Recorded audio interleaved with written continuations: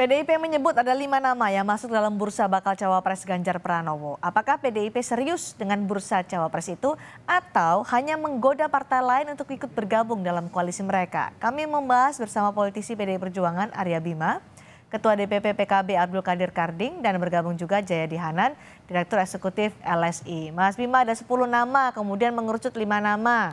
Ada nama Muhaimin Iskandar, ada nama AHY. Sebenarnya pertimbangannya apa sih ada nama-nama itu, padahal AHY sudah dikoalisi bersama Nasdem mengusung Anies Baswedan. Caimin lagi menunggu keputusan dari Prabowo untuk jadi bacawa pres atau enggak. Gimana nih Mas Bima? Mas Bima, bisa mendengar suara saya? Halo. Nah, halo. Ya, apa pertimbangan PDIP memasukkan nama AHY dan Muhaimin Iskandar? Saya jawab dulu tadi Mbak Cindy bilang apakah serius. Ini bukan hanya serius. Ini sangat penting ya. Sangat penting. Kenapa serius dan penting? Karena kita melihat bahwa partisipasi publik sekarang ini luar biasa. Setelah bagaimana melihat calon bakal presidennya yang paling cocok, yang paling bagus, yang paling bisa menyelesaikan masalah Indonesia ke depan seperti apa, seperti yang terlihat pembicaraan di media terutama, terlihat sekali masuklah hal-hal yang terkait partisipasi publik ini menyangkut cawapres.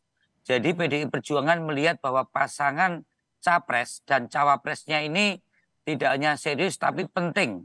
Dan ini sudah terbukti bagaimana pasangan capres-cawapres ini sangat berpengaruh di dalam kinerja untuk masa pemerintahan setiap 5 tahun ke depan.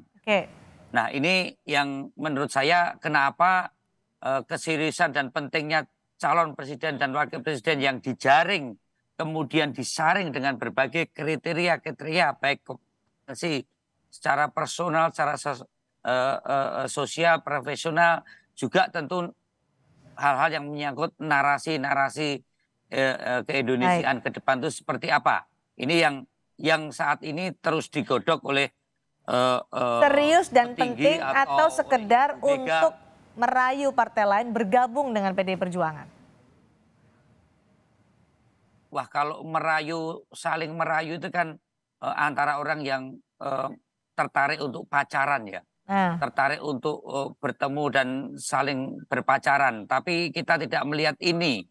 Ini adalah sesuatu persoalan yang kita lihat dari sudut pandang konstitusi maupun kita lihat dari sudut pandang kepemimpinan penyelenggaraan negara ke depan. Jadi tidak ada soal goda-menggoda, tapi kita akan selalu bicara soal platform, soal kebijakan, soal program dengan kecocokan pasangan capres dan cawapresnya.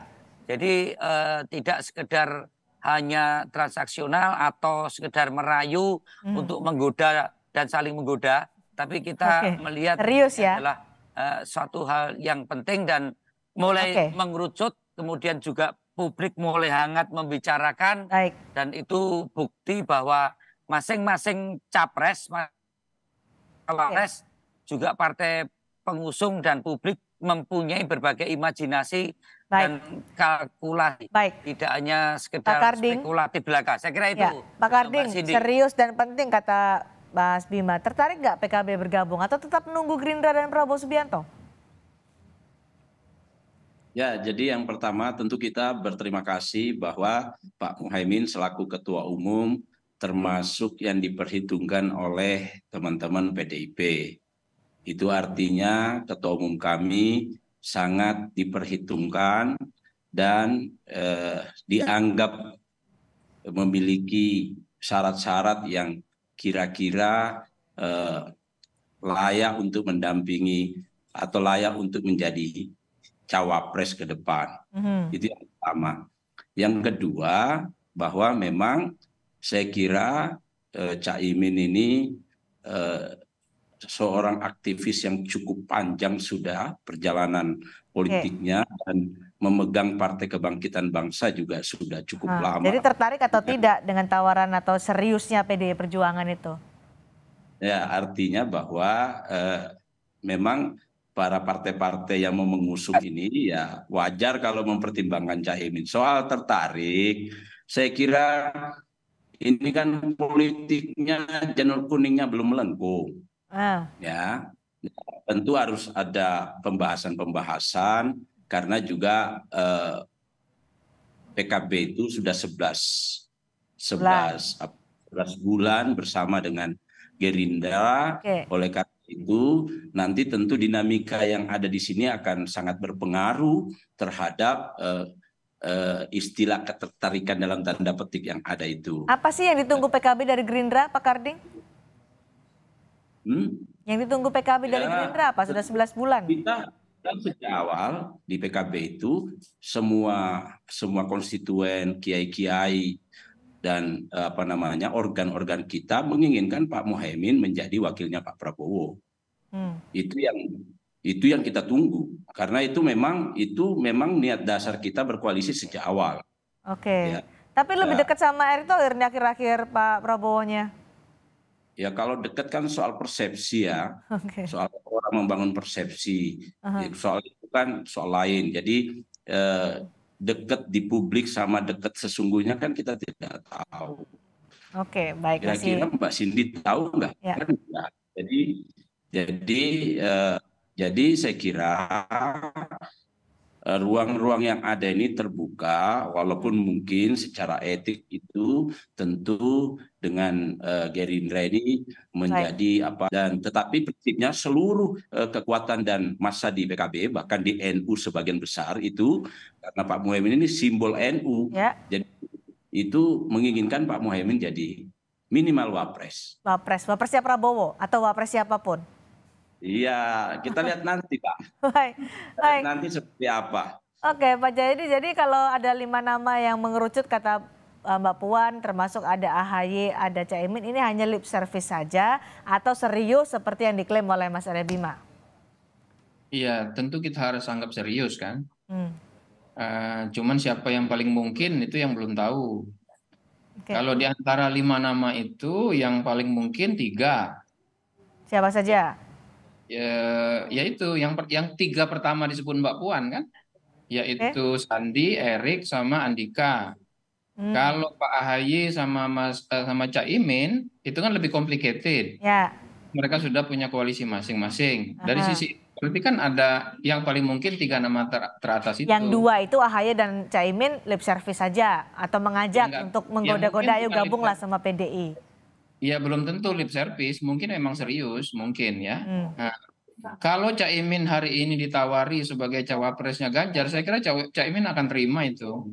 Tapi kan yang ditawar kan belum. Ya. Caimin baru masuk nominasi.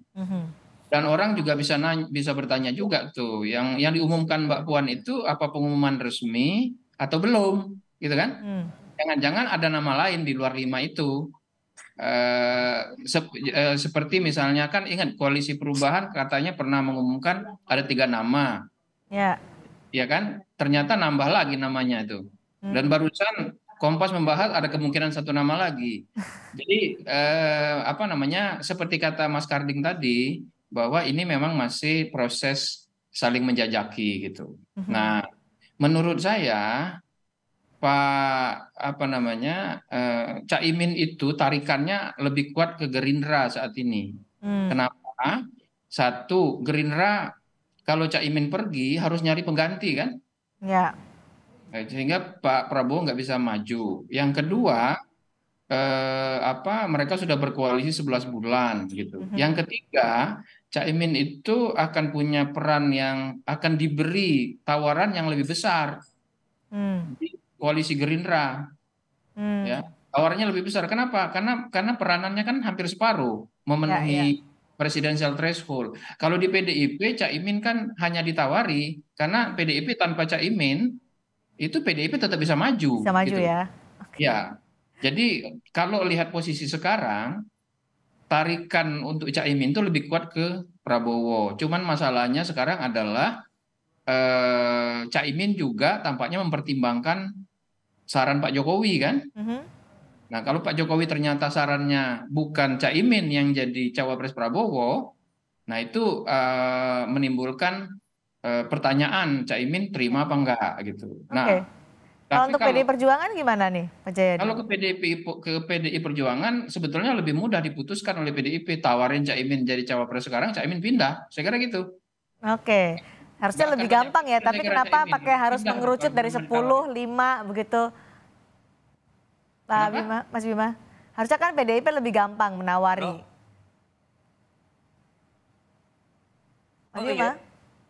iya, calon yang tidak tunggal ini justru hal yang lebih bisa dirasionalisasikan dengan berbagai kriteria-kriteria, di mana untuk pasangan ke depan itu membutuhkan berbagai kriteria untuk pasangan capres dan cawapresnya. Selain sekali lagi ada pertimbangan elektoral ya, tapi kecocokan antara calon presiden dan calon wakil presiden untuk menjadi presiden dan wakil presiden ini sangat diperlukan berbagai pertimbangan-pertimbangan yang menurut saya saat ini pun juga searah atau paralel dengan berbagai gairah publik di dalam mencermati berbagai tokoh, sehingga keterbukaan dari PDI Perjuangan yang tidak mempunyai calon tunggal cawapres ini juga menjadi gairah publik untuk memberikan berbagai alternatif masukan untuk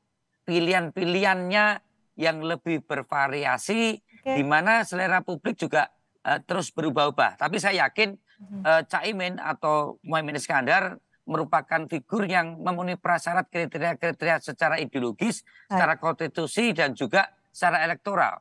Saya kira itu. Dari 10, 5 menjadi satunya kapan nih? Singkat, Mas Bima. Ya kalau tadi Kang Karden bilang sebelum jalur melengkung, Oktober itulah pasti akan ada calon tunggal. Calon tunggal tidak begitu menarik, lebih menarik kalau ada beberapa calon sebelum kerucut. Supaya Kompas juga punya bahan untuk mendiskusikannya. Saya kira. Baik, kira 1,5 bulan lagi kira-kira sampai menuju Oktober. Terima kasih. Saya gitu, dan pasti tunggal karena konstitusinya pasangannya hanya satu. Oke, ditunggu lagi nanti bagaimana pembahasan soal baca pres. Terima kasih Mas Bima, terima kasih Pak Kardin, terima kasih juga Mas Jayadi Hanan sudah berdiskusi bersama kami di Sapa Indonesia Malam hari ini.